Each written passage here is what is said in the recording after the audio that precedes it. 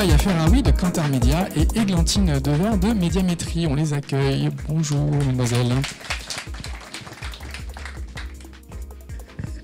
Bonjour à tous. Bonjour à tous. On commence par Églantine. Ouais. Donc je vais commencer par vous présenter quelques chiffres sur l'usage de l'audio en France, qui sont issus de notre étude Global Audio. Avant de parler et de rentrer directement dans les chiffres, je vais déjà vous dire quel est le périmètre de l'audio, parce qu'il est très varié. Donc l'audio, ça inclut la radio, les podcasts, le streaming musical audio, la musique en fond sonore sur les plateformes vidéo, la musique personnelle et enfin, plutôt minoritairement, les livres audio. Donc maintenant que j'ai posé le périmètre en fait de l'audio, quel est par jour la répartition du volume d'écoute au quotidien des Français âgés de 15 à 80 ans? On voit que la radio est très largement majoritaire. Avec 58%, elle capte 58% du volume d'audio écouté chaque jour. Dans ce total radio, on y inclut la radio en direct, qui est aussi bien sur Internet à 15% ou sur les postes traditionnels à 38%. On y retrouve aussi les podcasts radio, ce qui nous fait une part de marché de 58% du volume d'écoute. Ensuite, il y a le streaming musical. Alors le streaming musical, c'est 31%.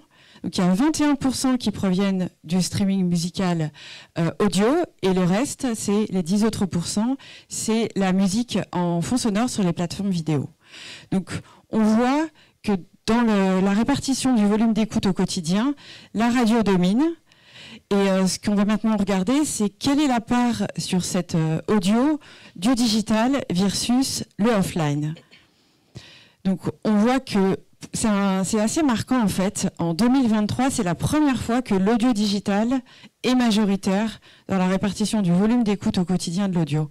Il capte 54% du volume total écouté chaque jour par les Français.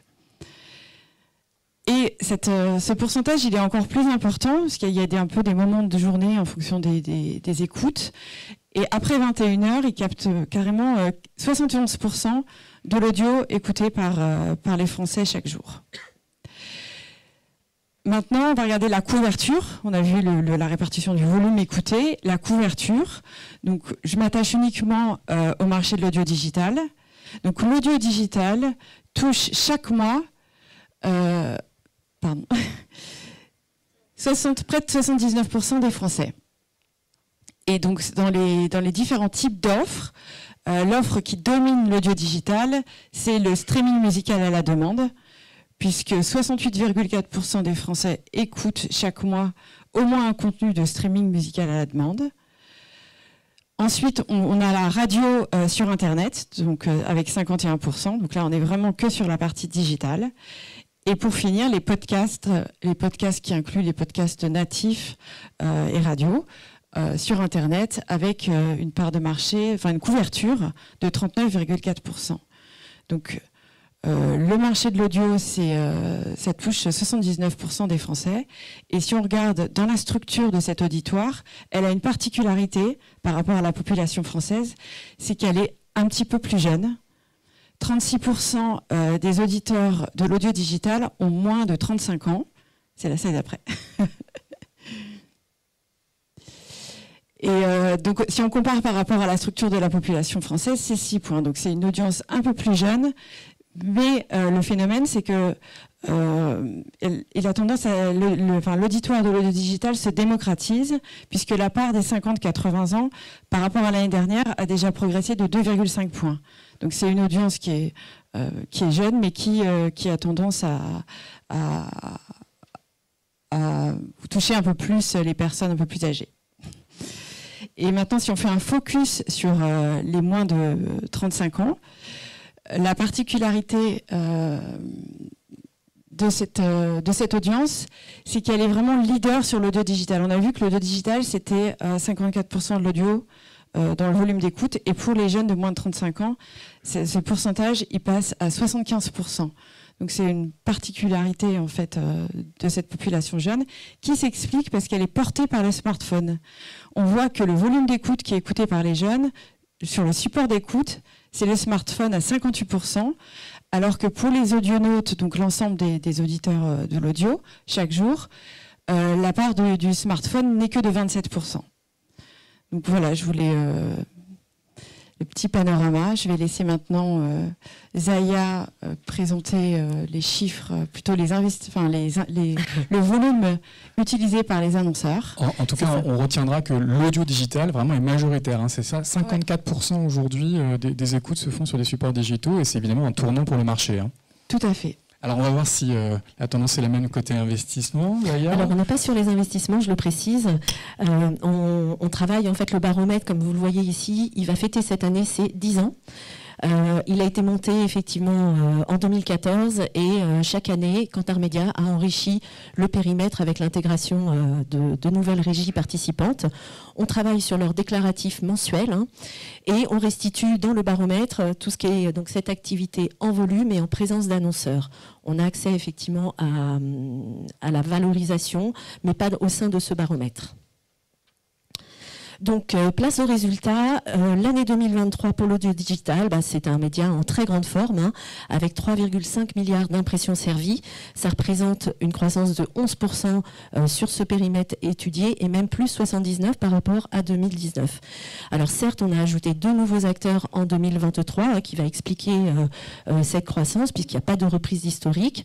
Alors on a fait l'exercice à univers constant et le résultat reste très positif avec une hausse des volumes à plus 6% et plus 35% par rapport à 2019.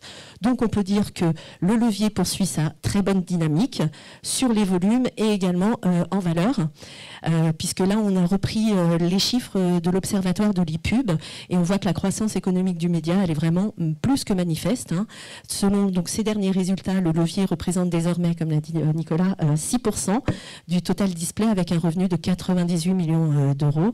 Ça représente donc une croissance de plus 30%. Alors, à titre de comparaison, la radio dite traditionnelle a évolué 10 fois moins vite, puisque sa croissance s'était située à 3,1%.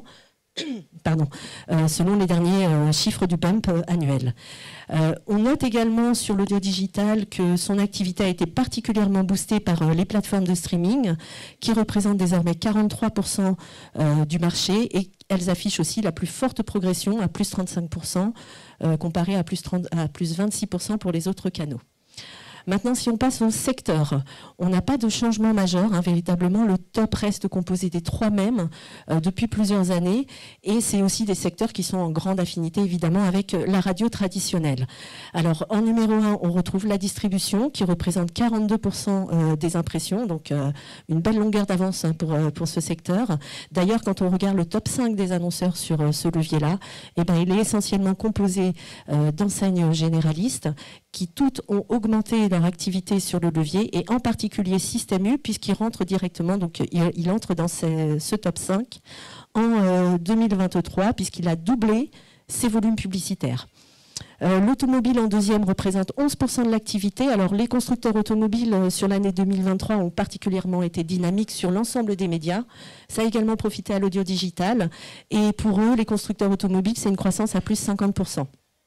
Et enfin, on retrouve les services qui représentent 8% de l'activité en volume et le secteur a progressé fortement à plus 36% et on note aussi l'arrivée notable de nouveaux annonceurs tels que Shopify ou encore le ministère de l'Éducation nationale qui a pris la parole sur ce levier. Alors ici vous avez le top 5, par souci de timing on s'est arrêté à 5, mais sachez que dans le top 10 on a des acteurs qui vraiment confirment cette dynamique avec des croissances à 3 chiffres, parmi lesquels EDF, Amazon ou encore Carrefour. Alors évidemment, ces annonceurs sont venus booster le poids du top 10 qui représente désormais 37% de l'activité et c'est 2 points de plus que l'année précédente. Donc on est sur un marché qui se concentre véritablement en 2023 et pourtant, les annonceurs n'ont jamais été aussi nombreux.